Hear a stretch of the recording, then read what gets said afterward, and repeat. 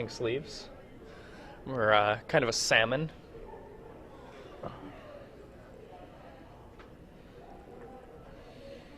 So for those of you who go to Grand Prix often, you might recognize Jason's face. He's kind of a soft-spoken guy in general.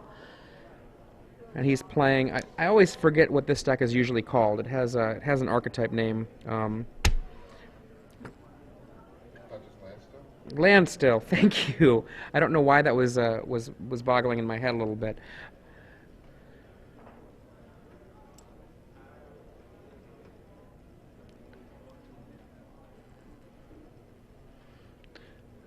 Yeah, Nick Spagnola is actually a pretty big fan of this deck. Yeah. He likes bug flavor control decks. Life from the Loam is just so good. I'm more of a Crucible kind of guy. I was going to say, I think Crucible's better in this deck than Life from the Loam. That's reasonable. I think, especially once you cut the third Cutting Wish, I think having access to plays like Forbid Loam. Forbid Loam is pretty insane. Yeah. So I played it in Kansas City. Oh, okay. What did you play yesterday? Grixis. Oh, did you? I wanted to try to play Abyssal Persecutor, but I just couldn't bring myself to do it. Right. Are we seeing a mulligan from Jason Terry here? I ended up running Vampire Knight. We are. That guy's good, though. Spurting Sea was horrible. I boarded out. Everything except against Val. This is such a tenuous point to be at. The win and end. Pretty solid, you know? Yes, definitely. Just, you get to draw a card off it, so Hey, keep them off their man wins. It's not like it. It's one of the most nerve-wracking matches. The finals is always the worst. I guess I kind of feel like there's a... You know how in a lot of sports competitions people talk about momentum? I really feel like there's a momentum when it comes to a tournament. Like, if you feel good, you're winning, you can be at that finals and just feel great. And you just feel like you're going to win it. You might not win it, but you get that good feeling the whole way through. Whereas other times, if you've got negative momentum, you might actually still be doing well in terms of your play results, but just be like your emotional energy very, very low. So we've got a sack land. There's a... I think I want to close that door because I think they're right there. It's a good idea.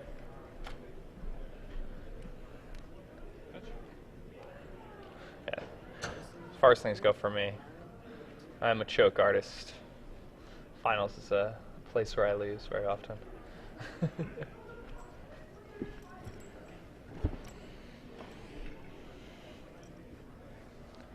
You know, another line of play that's pretty intense is the Aether Vial into Stoneforge Mystic into Sword of Fire and Ice. And then every creature that Bryan Fisher plays ends up being a card that's actually a problem. Yeah, I mean, Vial's a pretty big issue, especially game one here. Mother of Runes.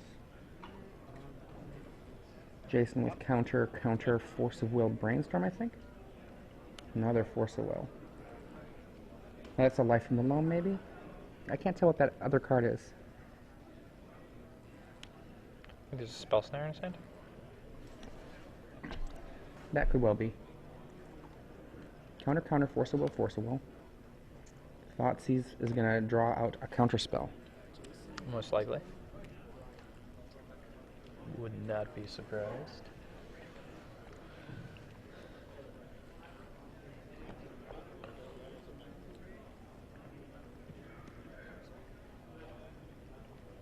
Those are some nice counter spells he has there. Yeah, they are. Aether Vial. And that takes up the Force of Will. And that's a Spell Snare that's removed, leaving him with Counterspell, Force of Will in hand. Surprised he still kept the Force in his hand. I may have removed the Force and kept the Snare.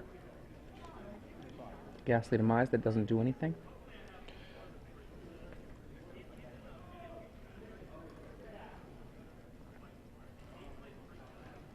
This mulligan on the play really hurt Jason, especially post-Force.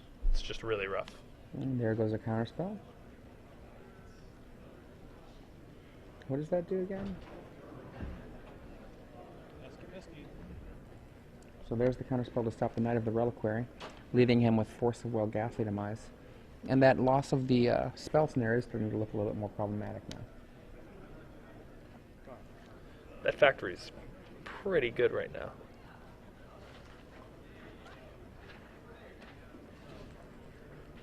And there's a Dark Confidant that a Spell Snare would have been pretty good against.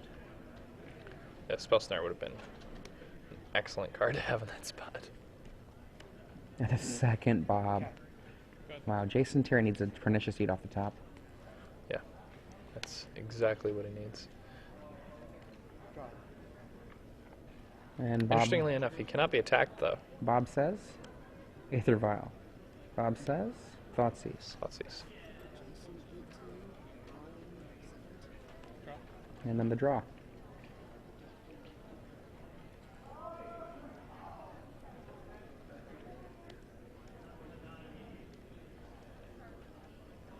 And the Thoughtseize comes across.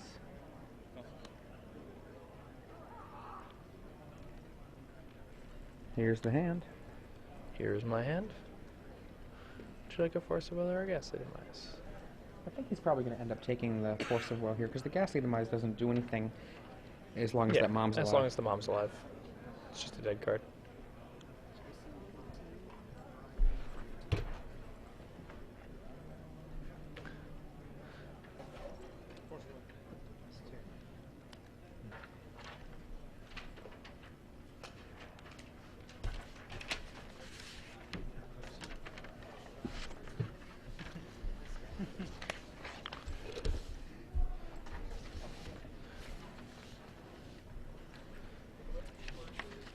What's going on here is something that's pretty common in games of Legacy.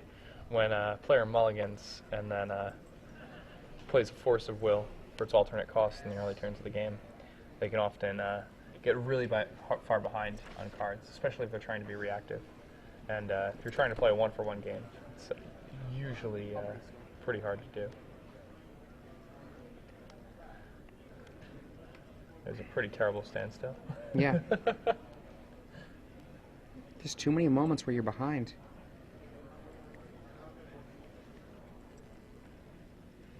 I think that Standstill is one of the most overvalued cards in Legacy. Yep.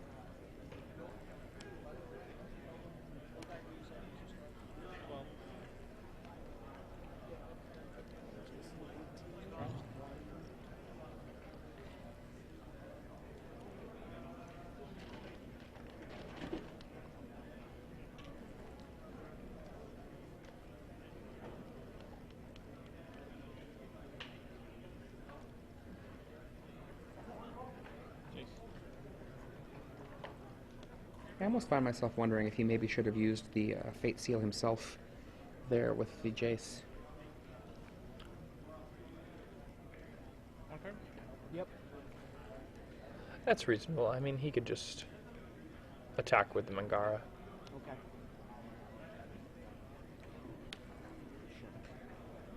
It's true that he wouldn't then be using the Mangara this turn, but Yeah, that's exactly it. Like, right now, Bryan Fisher's in a position to just basically tear Jason, his board open. Leave very little left for Jason to run with.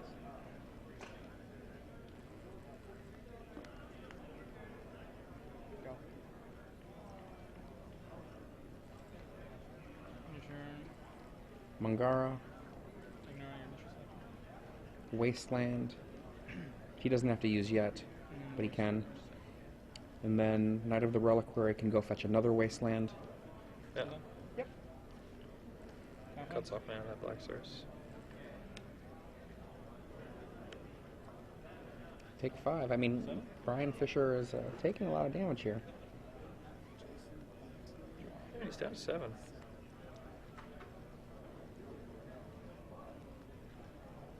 Still don't think he's losing. Oh, I do not think he's losing. He could lose it. It is possible. I mean, if he doesn't play around respecting the possibility that he could get some 3s off of this, he could lose it. But I mean, I think that would be on him in a certain sense. That's true.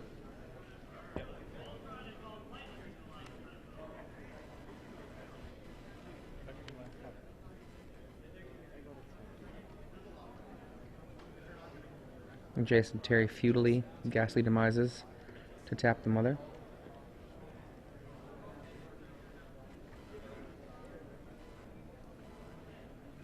Yep. That's In Jason Terry's deck, I don't see actually any single card that would save him here.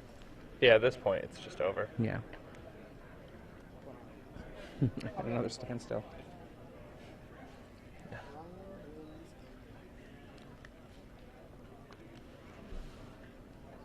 Surprised he didn't at least pass the turn to see what his opponent flipped. I mean, when you think about the top decks, right?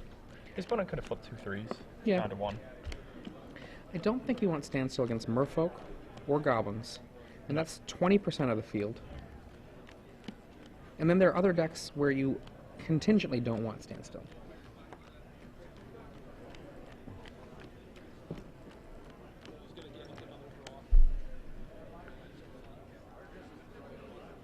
Jason Terry's sideboard here gets to bring in more creatures. He gets, more creature handling. He has a Diabolic Edict. He has Submerge. I don't know what the creature types are for all the various creatures from Bryan Fisher. They might be a lot of humans, perhaps? Yeah, they're... human is pretty good naming here. That's what I mean. Actually, Wizard seems like the sickest name here. Wizard hits Mangara of Karandor. It hits Dark Confidant. It hits Kasali Pride Mage. It hits Stoneforge Mystic. I don't think it hits Mother. I think Mother of Runes Is a cleric, I believe? is a human cleric. Yeah.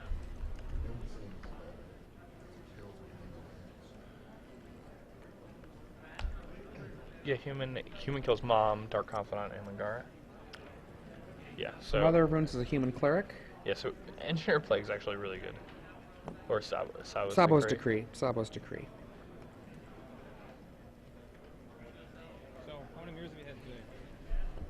What's that? How many mirrors have you had today? It could be that They he... want that as a Cunning Wish card. It could be that he leaves those on the board because I don't know that Bryan Fisher kills him so quickly that he's not going to have time to Cunning Wish.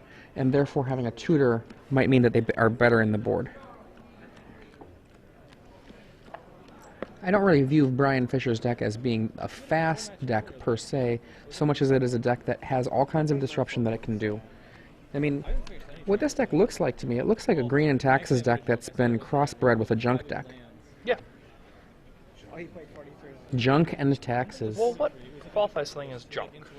Junk is typically a mid-range aggro deck, as opposed to Rock, which is a mid-range control deck, which puts down a fast clock and usually uses Thoughtseize as a means to disrupt any opponent, and then creature handling and diverse other disruption to mess with most opponents. So what it does not have that makes it junk-like, it doesn't have a way to answer diverse things other than Mangara of Karandor, which is actually fairly junky in terms of that kind of thing. And actually, that might actually just be a better version of Vindicate.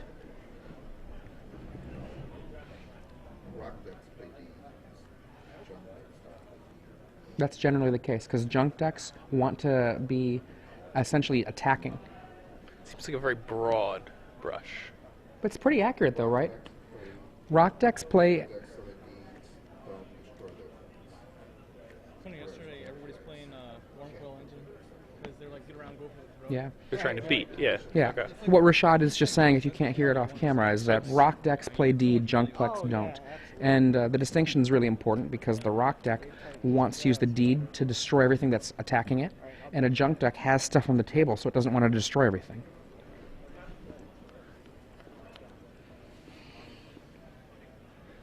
Bryan Fisher's deck actually is really good. He has, like, all of his cards are insane. Every card in his deck is just like a card that you want to play if you're playing Legacy. He has 4 Vile. That might be the best card in the format. I think this is actually a junk and taxes deck, the more I look at it. I mean, compare this to the junk deck that Brad Nelson played at, of the Brian Cowell built deck that Brad Nelson played at Grand Prix Columbus. It actually has a lot of overlap. Bryan Fisher's deck's creatures are Mangara of Karandor, Tarmogoyf, Knight of the Reliquary, Dark Confidant, Stoneforge Mystic, Mother of Runes, and Kasali Pride Mage.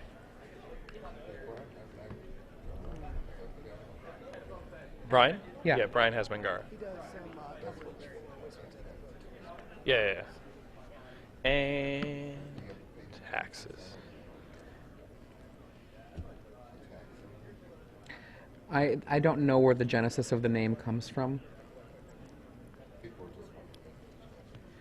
Yeah, I am not sure where that name Genesis came from. What I understood was that there was a joke initially in the early creation of the deck where the two things you could count on in a legacy tournament were White Weenie and taxes.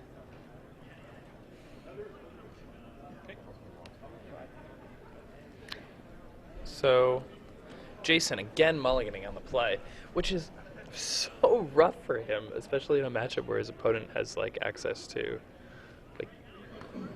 like Thoughtseize and Confidant.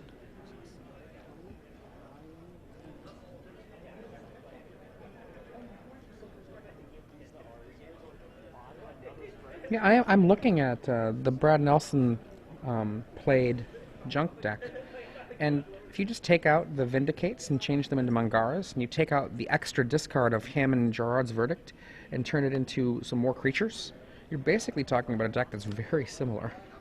Yeah, I don't know. I mean, Brad's deck plays 12 creatures, right? And this deck has like, how many creatures does this deck play? Like 24? Right. Well, Well, that's a pretty big difference. yeah, these archetypes bleed into each other, though. You can just kind of see the family relations. Oh yeah.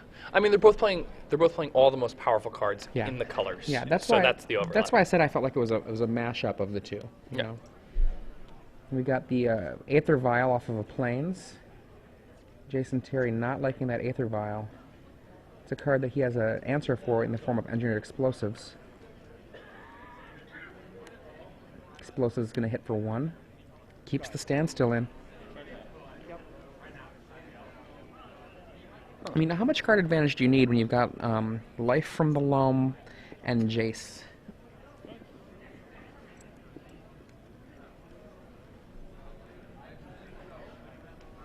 I don't know. I mean, he's made it this far. He's doing really well. I've never really agreed with that argument when it comes to deck building.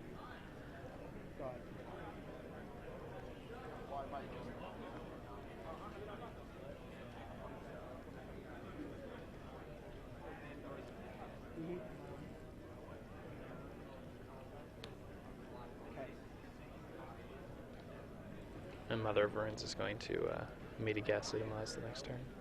Well, one of the mothers is. Well, I think both of them are going to meet Pernicious Deed. I think that's what's going to happen now. If he has the land. Did he not draw it? He did not draw it. It's pretty rough. Is he really going to run that out there? He might run the standstill out there and say, here's my Mistress Factory. And that's actually not bad at all. Not terrible.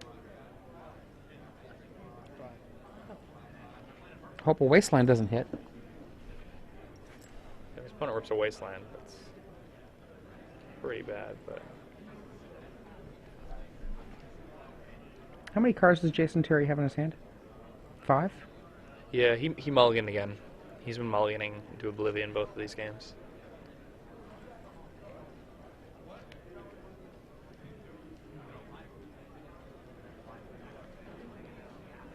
What are the cards in his hand right now? Tarmogoyf, Knight of the Reliquary? No, Bob, Knight of the Reliquary. Knight of the Reliquary is sort of Fire and Ice.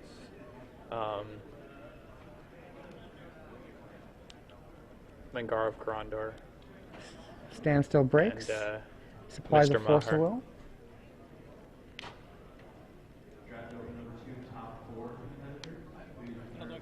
Attack for 1.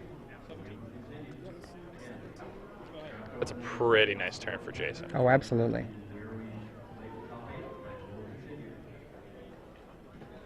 Still no green.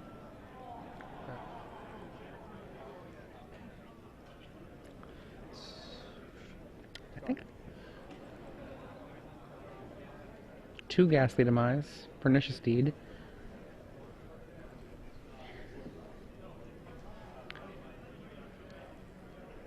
Starts out with a Duress. No black source to follow up with a double threat on the Dark Confidant, but he does have, I believe, a Mangara of Corondor there. Oh no, that's a Sword of Fire and Ice, my bad. Yeah. Well, he has Mangar also. Oh, okay, I did see the Mangara. Yeah. God, that is a monster. And Jason with the 2 black sources tapped.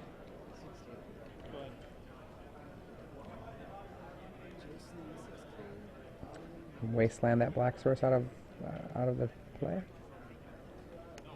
Third black source.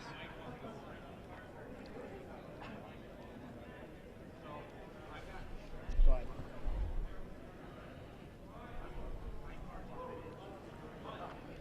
Jason's actually playing this like very well. He's just, you know, biding. He's holding the wasteland.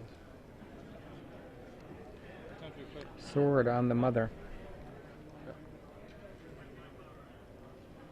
Responses. No, it's okay.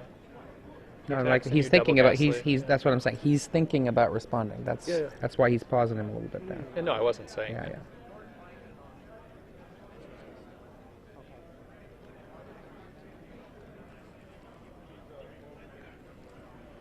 Swing. Goes for the attack, which is going to eat a ghastly demise. Mom will stop that one, and then a second ghastly demise will finish the job.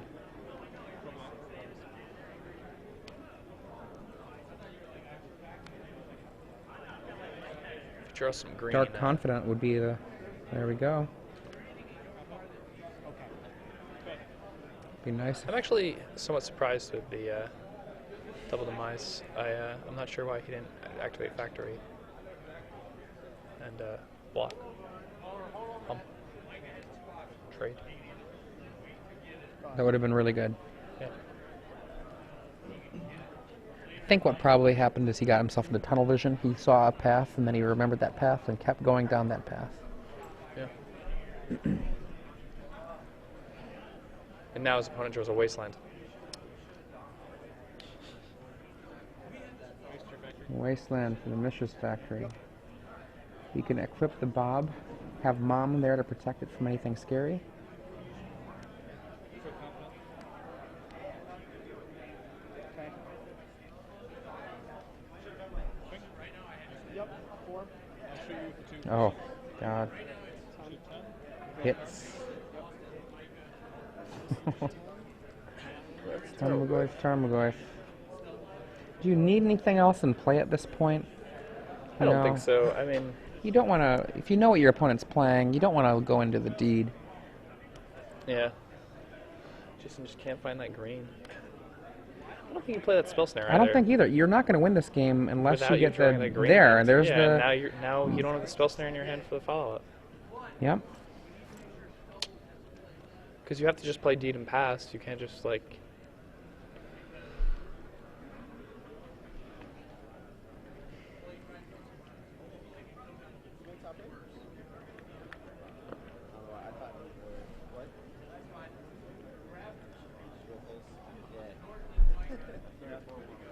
He's probably gonna pop this deed main phase.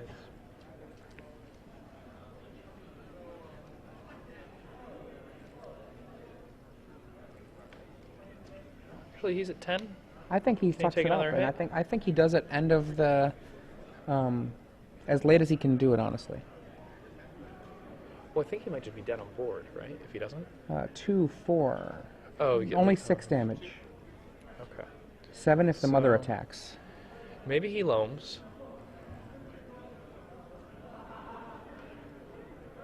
Again, if you believe that you are in the top 8 in the Legacy Open, please sort your deck and bring it up to the main event stage. Yeah, I like laying the deed, get it out there. If something goes wrong. That works. I mean, I don't like that because the sword's still out there. But I understand why he wanted to do it. Yeah, I mean, Stoneforge Mystic. he can get a jit. See, I would have wanted to wait. Give Bryan Fisher the card. Just so that you can be untapped with everything on the board clear. You're not going to be fully untapped. You're only going to be partially untapped, but it does save you a lot of energy. Life from the Loam. Let's get back factory. And And there we go. fetch land. In my factory. Pass.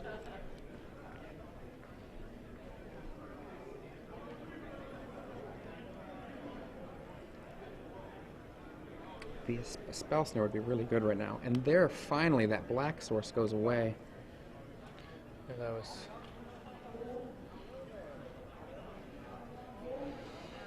He had to hold on to the extra mana just for in case of the deed, but in a lot of ways it ended up really hurting him. His opponent got really ahead on cards via Confidant. Oh, God. So, Okay. You can't Draw loam. step. There's just nothing there for you if you loam. is it 10? Go ahead. How big is this Tarmogoyf? Big, big. He's very big, right?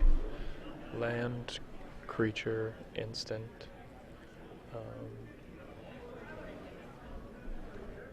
Tarmogoyf is Creature, instant, sorcery, enchantment. sorcery. That's 5/6. Effect, even set. So it's gonna deal 9. Oh, artifact. It's a 6/7. So it's gonna deal 10. Yeah, it's lethal.